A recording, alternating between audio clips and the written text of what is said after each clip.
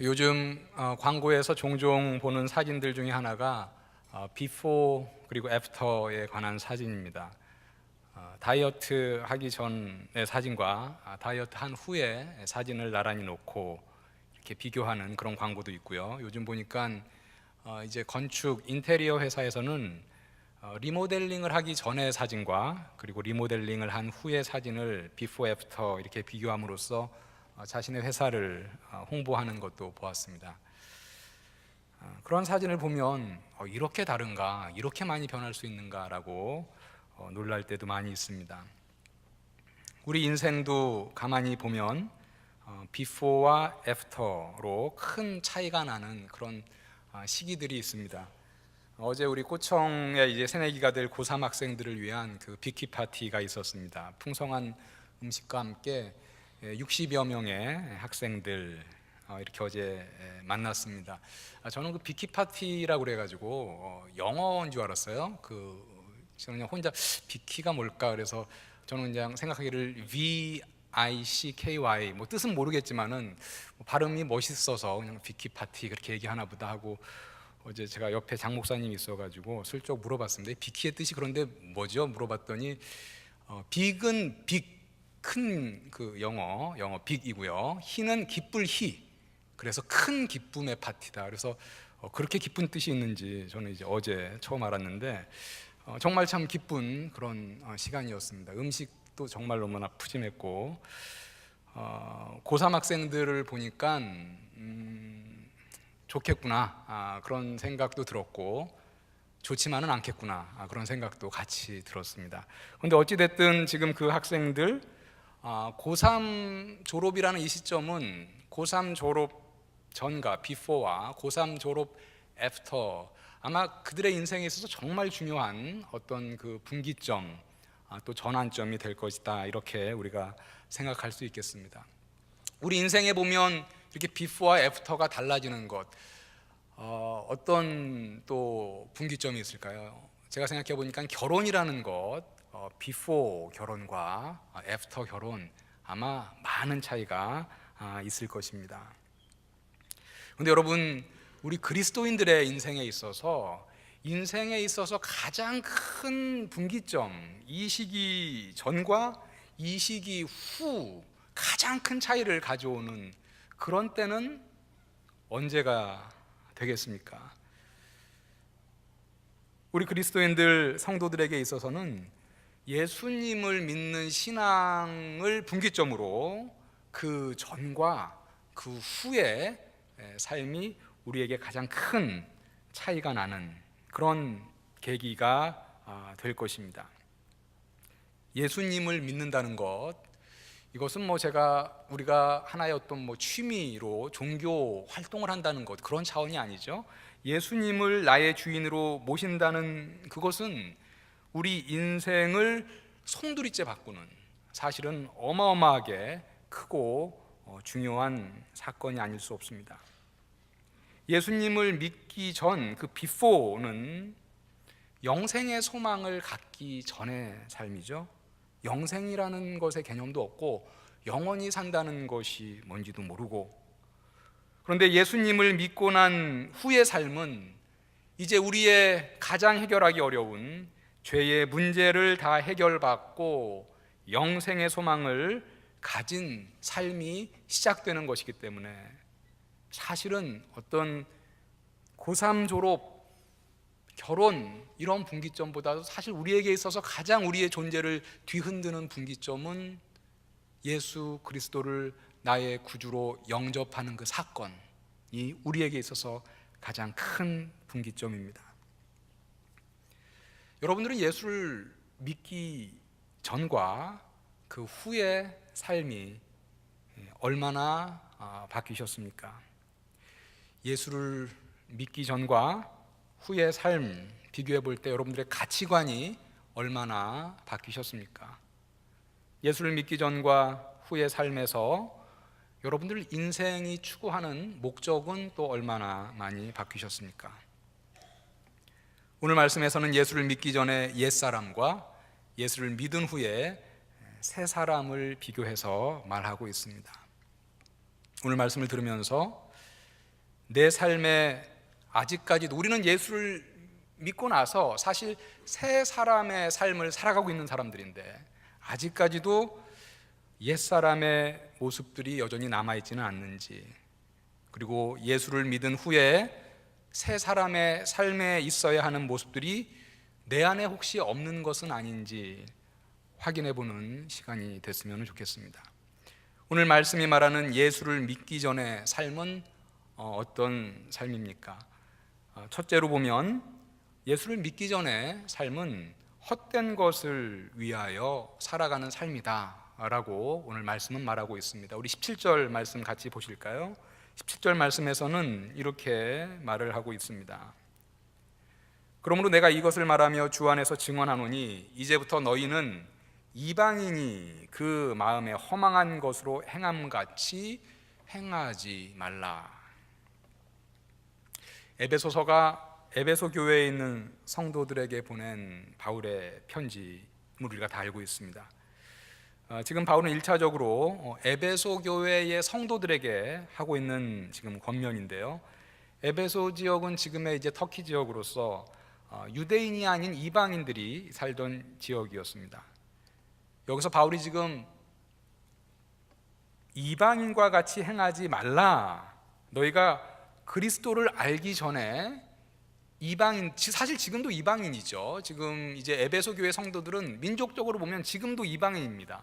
그런데 지금 바울이 여기서 얘기하는 것은 너희가 그리스도를 알기 전에 다른 이방인처럼 똑같이 살았던 그런 삶의 모습으로 살지 말라라는 것이죠.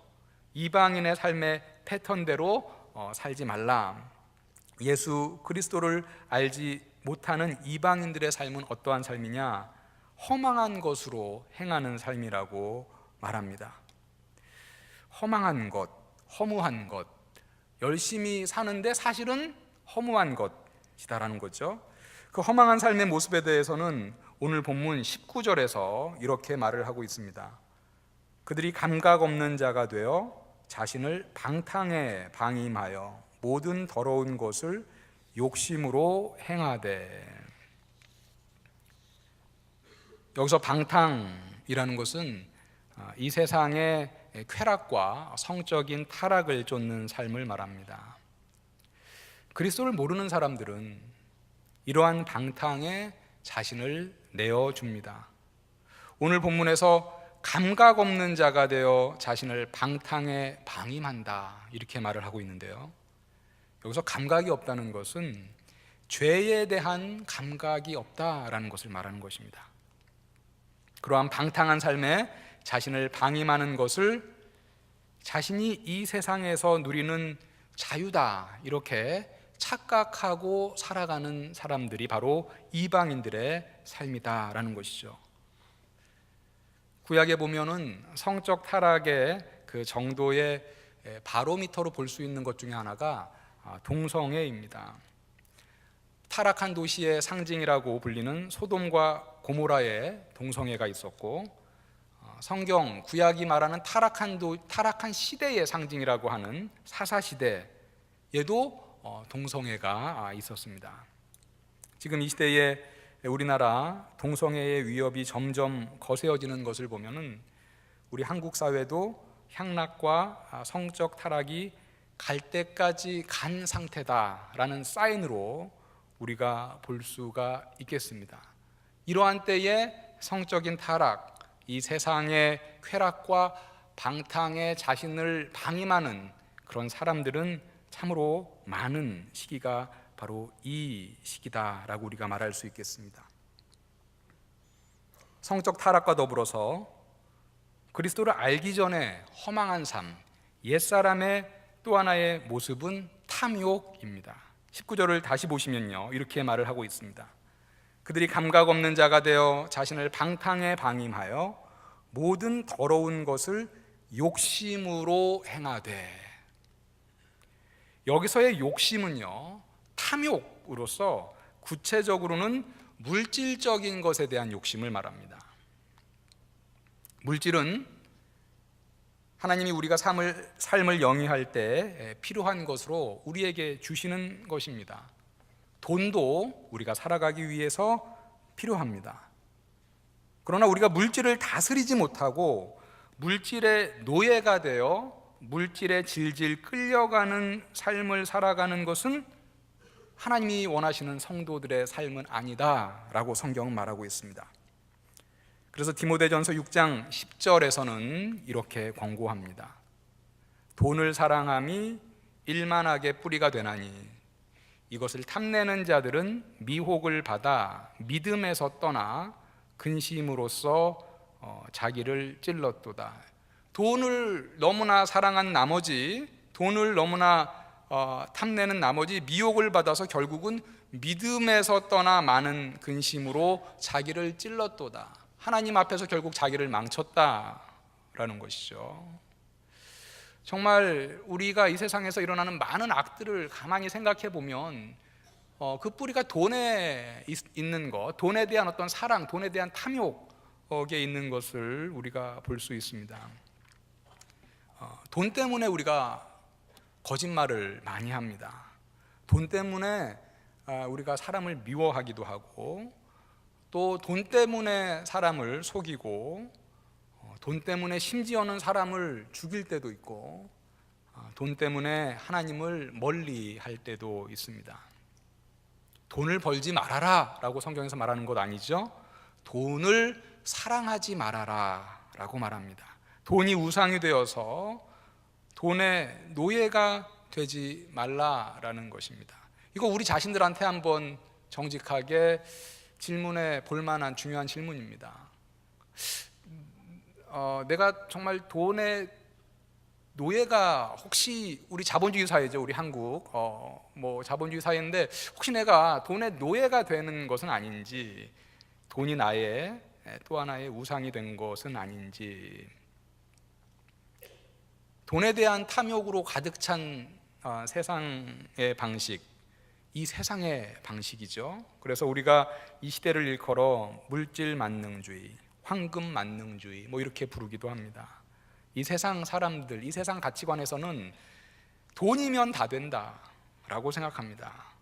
돈으로 결국은 다 할 수 있다라고 생각합니다. 물질 만능이라고 얘기합니다. 그런데 이러한 세상의 쾌락과 탐욕, 이러한 것은 다 허무한 것입니다.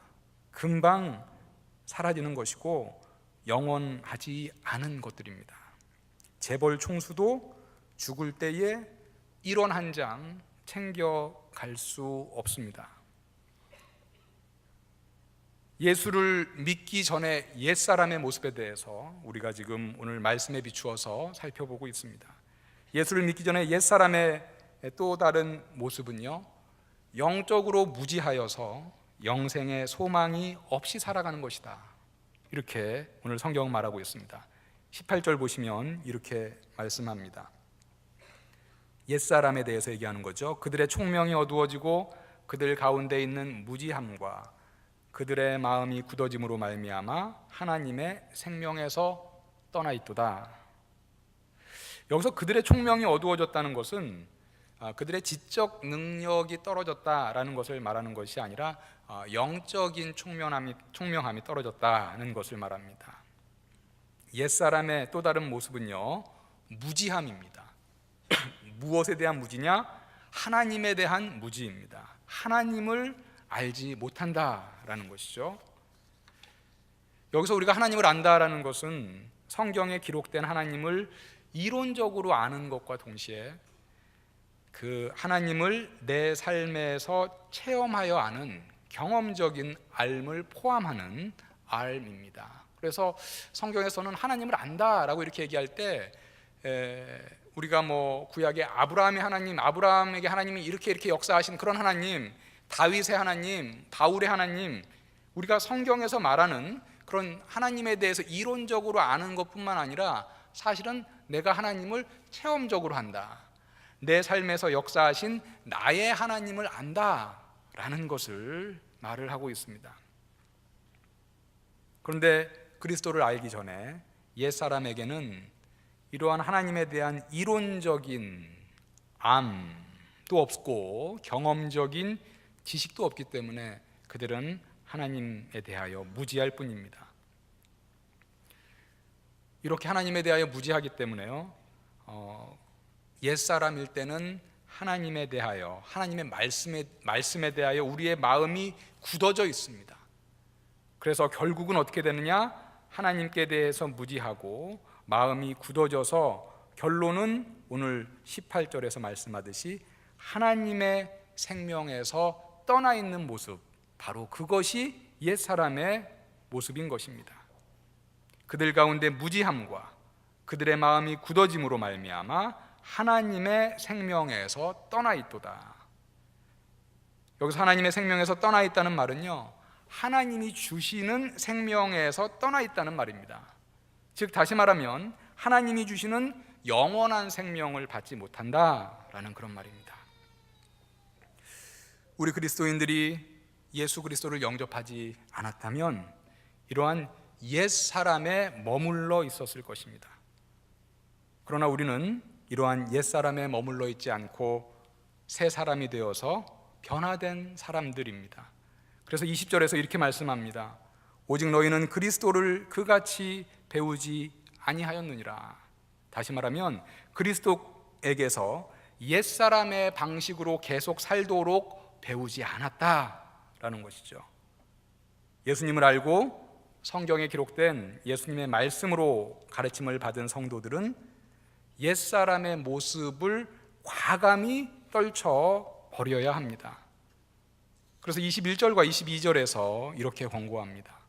진리가 예수 안에 있는 것 같이 너희가 참으로 그에게서 듣고 또한 그 안에서 가르침을 받았을진데 너희는 유혹의 욕심을 따라 썩어져가는 구습을 따르는 옛사람을 벗어버리고. 지금 바울이 얘기하는 것은 이겁니다. 너희가 이제 예수님을 영접하여서 새 사람이 되었다. 옛사람이 아니다. 옛사람의 모습은 이러이러한 것이지만 너희는 새 사람이다. 그런데 동시에 뭐를 얘기하느냐? 너희가 새 사람인데 아직까지 너희 안에 옛사람의 구습이 남아있다, 이렇게 얘기합니다. 구습, 사실 우리가 습관처럼 무서운 건 없죠. 우리가 예전에 행하던 우리 삶의 스타일, 예수님을 알기 전에 행했던 우리 죄된 그런 모습들, 습관이 되어서 여전히 우리 안에 남아서 작동하고 있다라는 것이죠. 싸워야 되는 것입니다. 그래서 뭐라고 얘기합니까? 너희는 유혹의 욕심을 따라 썩어져가는 구습을 따르는 옛사람을 벗어버려라. 너희 안에, 너희가 새 사람인데 너희 안에 아직도 옛사람이 있다. 그 옛사람, 썩어져가는 옛사람을 벗어버려라, 이렇게 얘기를 하고 있습니다. 예수 그리스도를 영접하고 그리스도인이 되면 옛사람의 모습이 즉시 모두 벗어지면 좋겠는데 그렇지 않다라는 것이죠. 예수께서 가르치신 대로 우리가 살려고 애쓰지만 우리 안에 있는 죄성이 계속해서 그 옛사람의 구습이 자꾸 우리를 유혹하고 자꾸 우리를 무너뜨리려고 합니다. 그래서 21절에 보면 유혹의 욕심을 따라 썩어져가는 구습을 따르는 옛사람을 벗어버리라. 유혹의 욕심, 다시 말하면 우리를 계속해서 유혹하는 어떤 그런 욕심, 우리를 다시 옛사람의 모습으로 돌이키기 위해서 유혹하는 그런 모습들이죠. 그런 것들에 따라서 우리가 자꾸 구습으로 돌아가는데 그것을 벗어버리라. 오늘 본문의 앞부분에서 옛사람의 모습은 허망한 것을 위해 사는 모습이다, 이렇게 말씀을 드렸습니다. 하나님을 알지 못하기 때문에 마음이 완고해지고 옛사람은 죄에 대해서 무감각한 자가 되어서 결국은 이 세상의 쾌락과 물질에 대한 욕심으로 달려가는 모습, 바로 그것이 옛사람의 모습입니다. 어떻게 보면 옛사람의 모습, 지금 이 본문에서 얘기하는 것은 어떤 성적인 방탕함과 어떤 물질에 대한 탐욕, 이것이 옛사람의 모습의 아주 큰 두 가지 특징으로 지금 말해지고 있습니다. 우리 자신들에게 늘 물어보고 우리 자신을 돌아봐야 할 문제, 이 두 가지 문제입니다. 성적인 청결함, 그리고 또 하나는 물질에 대한 내가 탐욕으로부터 자유로운가. 혹시 내가 돈을 또 하나의 내가 섬기는 어떤 우상으로 삼고 있지는 않은가? 오늘 본문 앞에 17절에서 옛사람을 묘사할 때 허망한 것을 쫓는다 이렇게 한 것을 22절에서는 썩어져 가는 것이다 이렇게 얘기하고 있습니다. 이 세상의 쾌락은 영원한 가치가 아니라 금방 사라지는 허망하고 썩어져 가는 것에 불과합니다. 그러면 이제 그리스도를 영접한 후에 새 사람의 모습은 어떠해야 하는가? 우리 이때까지 옛사람의 모습 이런 거 떨쳐버려야 하는 옛사람의 모습에 대해서 살펴보았는데 새 사람은 어떠한 모습으로 우리가 살아가야 하겠는가? 우리 본문 23절과 24절 우리 다 같이 한 목소리로 읽도록 하겠습니다. 시작.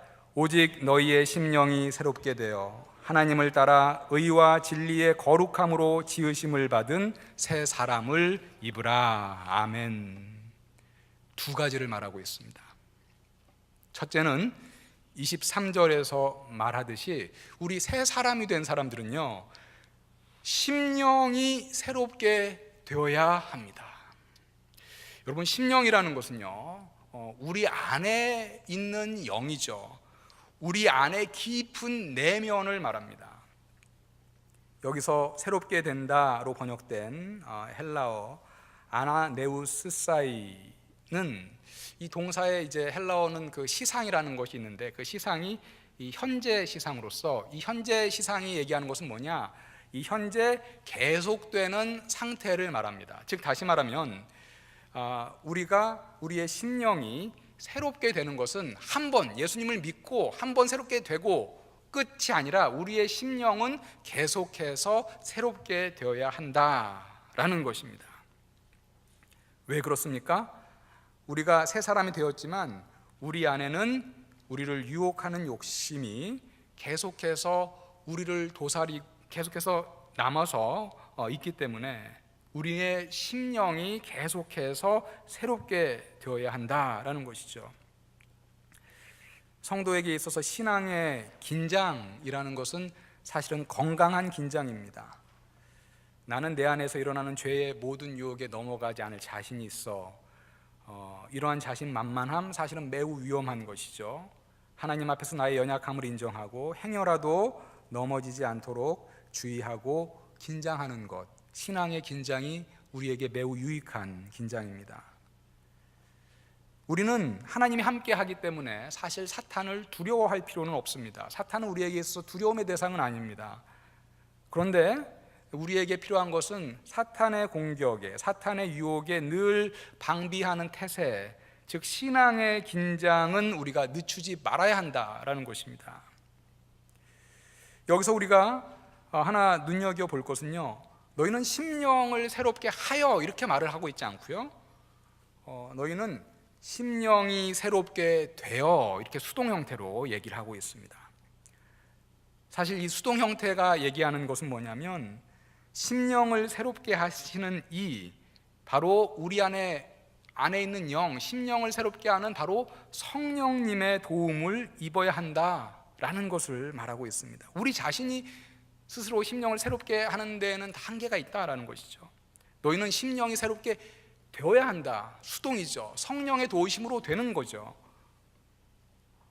고여져 있는 물은 깨끗한 물을 담아 놓았을지라도 시간이 지나면 점점 탁해지고 그 순도가 떨어지기 때문에 그 물의 순도를 계속 유지하기 위해서는 새로운 물을 공급받아야지 맑은 상태를 계속 유지할 수 있습니다.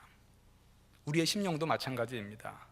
썩어져가는 구습을 벗어버리고자 굳게 다짐하여도 시간이 지나면서 그 다짐이 약해지고 우리 안에 도사리고 있는 유혹하는 욕심에 넘어질 수 있기 때문에 우리는 성령의 생수를 계속 공급받아서 우리 심령의 순도를 높은 수준으로 유지해야 합니다. 그래서 우리의 심령은 한 번 새롭게 되는 것으로 마치는 것이 아니라 계속하여 성령으로 채워져서 계속하여 끊임없이 새롭게 되어야 한다라는 것입니다. 그래서 우리가 끊임없이 간구하는 기도의 제목이 뭡니까? 주여 성령의 충만함을 허락하여 주시옵소서. 이 기도는 우리가 계속해서 하여서 우리의 심령이 계속해서 새롭게 되어야 한다라는 것입니다.